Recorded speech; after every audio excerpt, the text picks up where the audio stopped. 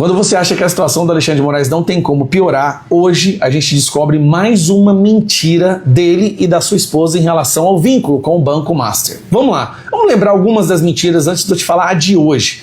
Primeiro, não existia contrato. Todo mundo falava que essa história de contrato era fake news e depois ficou comprovado que existia um contrato sim.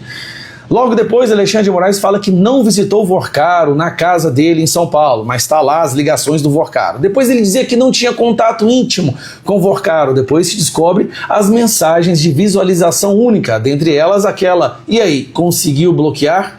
Depois veio a explicação do Alexandre de Moraes, dizendo que esse contrato era para trabalhos advocatícios, de consultoria. Na tentativa de explicar esses trabalhos, não colou, ninguém acreditou. Inclusive, um dos pareceres que foi encontrado na internet, em um sistema, onde eles colocaram lá junto da AGU, havia sido colocado depois da data que ela declarou que havia feito o contrato. Mas tudo bem. Veio aí então as viagens, né? A Master Airlines, onde Alexandre de Moraes e Viviane Barsi viajaram por 8 vezes em aviões tanto da empresa do Vorcaro quanto do Zetel.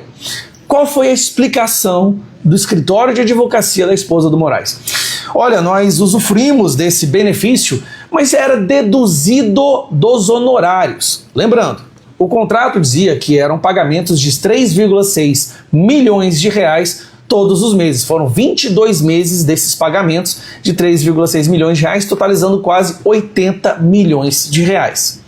Então vamos analisar. Se esses voos que eles fizeram, que podem chegar até 1 milhão de reais, fossem deduzidos dos honorários, então, obviamente, algumas dessas parcelas haveria um número abaixo, haveria uma dedução, afinal de contas, esse valor estaria sendo usado como viagens nos aviões da empresa de Vorcaro e Zetel. Lembrando, o avião de Zetel não tem licença para táxi aéreo, então ele não poderia vender viagens. Só que aí sai hoje no G1 a seguinte matéria, presta atenção. Master pagou 80 milhões a escritório de esposa de Moraes, apontam dados da Receita. A Receita enviou para a CPI do crime organizado os dados das transferências do Banco Master, do Vorcaro, para o escritório de advocacia. Só que você vai lendo a matéria, aqui embaixo é onde a gente percebe a mentira. Os dados da Receita Federal mostram que o banco declarou pagamentos que totalizaram 80.223.000. Eles começaram em fevereiro de 2024 e, considerando o valor fixo mensal de 3,46 mil, duraram por 22 meses até novembro de 2025. Então, peraí.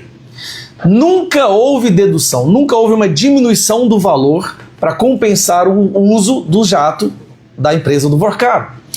Então, a nota da esposa do Alexandre de Moraes é mentirosa. Não houve dedução de honorários. Não houve. Então é mais uma mentira. É um favorecimento muito estranho do mafioso Vorcaro para Moraes e o escritório de advocacia de sua esposa. E lembrando que, dessas 8 viagens, 4 o Moraes fez sozinho. Como que ele estaria viajando num avião da empresa do Vorcaro se o contrato era feito para a esposa dele e ela justificava que era para viagens relativas ao escritório de advocacia, para o escritório de advocacia. Moraes não é funcionário desse escritório de advocacia. Moraes não é dono, é a esposa dele. Então é mais uma mentira. Não houve dedução dos honorários.